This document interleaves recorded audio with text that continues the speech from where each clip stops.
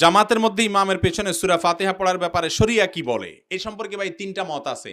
ইমামে আজম আবু হানিফা রহমতুল্লাহি আলাইহির মত হলো, জামাতে যখন আপনি নামাজ পড়বেন ইমাম সাহেবের সূরা কেরাতই আপনার জন্য সূরা কেরাত হিসেবে যথেষ্ট হবে।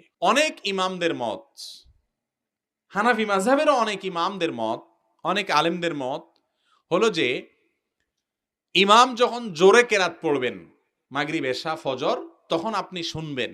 যখন আস্তে কেরাত পড়বেন, যেমন এশার শেষ 2 রাকাত, মাগরিবের শেষের রাকাত আর জোহর এবং আসর, এই রাকাতগুলোতে যেহেতু ইমাম সাহেব আস্তে পড়তেছে আপনি শুনতেছেন না, অতএব আপনি এই সময় পড়বেন।